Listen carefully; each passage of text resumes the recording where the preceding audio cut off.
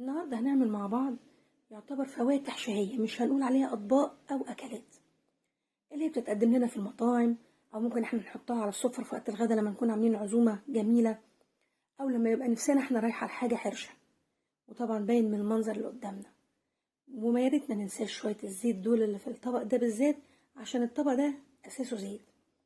طب ايه بقى مكونات أطباقنا الحلوة دي اللي هناكلها النهاردة وهنقدمها بالشكل الجميل ده؟ أول حاجة هنلاقيها في الطبق بتاعنا زي ما احنا شايفين، هنلاقي جزر، هنلاقي بطاطس، هنلاقي بدنجان، وهنلاقي توم، لأن ده المكون الرئيسي اللي هنحطه في كل الأطباق. وهنسلق الحاجات دي كلها. نيجي نبص للطبق التاني، هنلاقي طماطم بس فتحاها أنا على شكل 4/4، وهنلاقي فلفل مكبب أو كوبي زي ما بتسمى، وده هنحط في الاير فراير عشان هو بيشرب زيت قوي. انا هقليه بس هقليه في الاير فراير عشان ما يشربش زيت. وطبعا هو ده اللي انا محوشاله من القبض، حزمة شبت، حزمة بقدونس، واختهم التالتة حزمة كزبرة خضراء. واخر حاجة لان ما كملش معايا جبت عود نعناع واحد، قلت الحمد لله مش هحتاج غيره. طيب هل هيخلص كده اطباقنا؟ لا، لازم نحط ملح وفلفل وكمون. هنحط ليمون، حوالي ليمونتين، وشوية خل. هنبتدي مع بعض دلوقتي نعمل الخلطة. يا ريت يا جماعة اللي عنده كبة يستخدمها، هاند بلندر يستخدمه. لو انتي في بيت عيلة استلفي من اي حد، لو انتي لوحدك خلاص اتصرفي. هنحط المكونات السائلة كلها مع بعضها وما ننساش الزيت. والمكونات السائلة دي يا جماعة علشان تسهل عملية ضرب المكونات مع بعضها. هنحط الشبت والبقدونس والكزبرة، وهنحط ورق النعناع معاهم.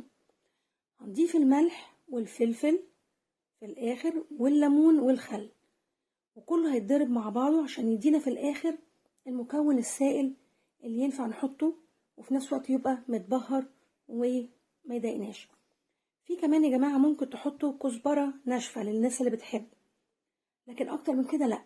كل ما كانت الخلطة كلاسيك كل ما كان الطعم احلى، وده هيبان لما نبتدي نخلط المكونات على بعضها. هنحط دلوقتي اخر مكون اللي هو الكمون اهو، ونركب الهاند بلندر ونبتدي نضربها. انا قصدت ابين ازاي بنضربها عشان يبان السائل شكله ازاي. انا مش بخلي المكونات ناشفه، لا، زي ما قلت لكم الليمون والخل والزيت هو اللي مخليها بالمنظر اللي انتوا شايفينه ده. اهو بصوا اتضربت بسهوله وطلعت النتيجه حلوه. سلقنا البطاطس والجزر، حطيناهم باي شكل جمالي احنا بنحطه، ونحط مكوننا عليه. الريحه يا جماعه مش عايزه اقول لكم الريحه عامله ازاي، تجنن تجنن. وهنا سلقت البدنجان، وعلى فكرة يا جماعة لازم تقطعوا راس البدنجان وتفتحوه سنة وانتوا بتحطوه في المية علشان يستوي من جوه، ما ناكلوش ني. ونحط نفس المكون، انا لا بزود ولا بنقص، ملحه مظبوط، ليمونه مظبوط، زيته مظبوط. ونيجي بعد كده للطبق الثالث بعد ما نكون رشينا من فوق شوية.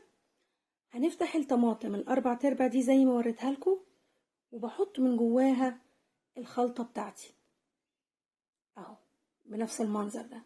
لو انا حابه ازود اللي بيحب التوم كتير، بس تكونوا محضرين شاي بالنعناع. وهنا بحط الخلطه في الفلفل اللي عاملاه في الاير فراير. هو يعني الاير فراير دي مش احسن حاجه للقليه، بس عشان هو بيشرب زيت كتير فده بعتبره غلط، يعني عشان القولون يا جماعه. وبالهنا والشفا نقدم الثلاث اطباق. وبرده حاجه مهمه قوي يا جماعه، البطاطس والجزر محتاجين زيت زياده علشان تعرف تتبلع. وبالهنا والشفا. وما تنسوش تقولوا لي ايه رايكم في الكومنتات، ويا ريت يكون الاطباق دي عجبتكم. باي باي.